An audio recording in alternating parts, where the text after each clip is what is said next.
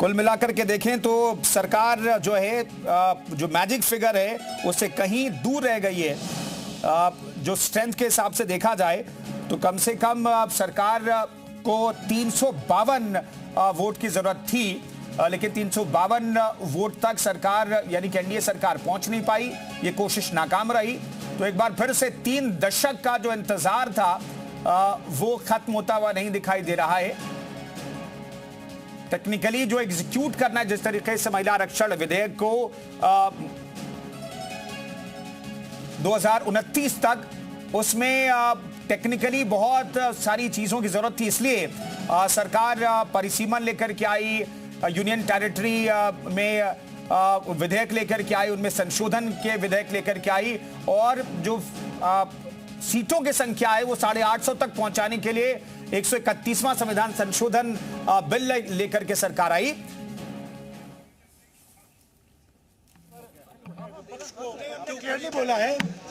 हमने क्लियरली बोला है कि ये महिला बिल नहीं है।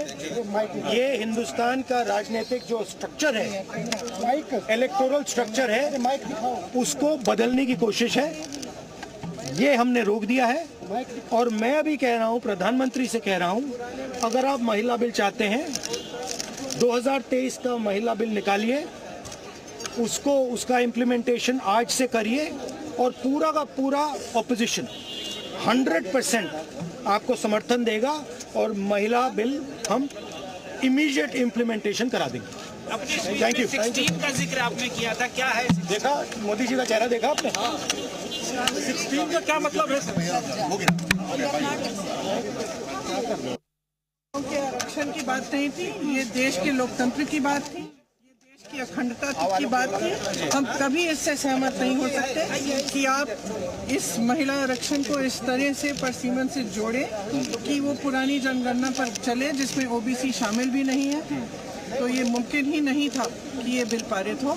और मेरे ख्याल से hमारे देश के लोकतंत्र के लिए, हमारे देश की अखंडता के लिए ये एक बहुत बड़ी जीत है। मैम, कांग्रेस की क्या रणनीति है? ये क्या कह रही है? महिला सरकार बार-बार ये कह रही है कि महिला विरोधी चेहरा कांग्रेस का। मैम, महिला विरोधी माइंडसेट की जिस कह रहे हैं, जो गृह मंत्री ने भी बोला, महिला विरोधी माइंडसेट की वो कह रहे हैं जिन्होंने हाथरस में कुछ नहीं किया, जिन्होंने उन्नाव में कुछ नहीं किया, जिन्होंने मणिपुर की महिलाओं के लिए कुछ नहीं किया, जिन्होंने खिलाड़ियों के लिए कुछ नहीं कहा। ये कह रहे हैं कि हमारा विरोधी माइंडसेट है महिलाओं का।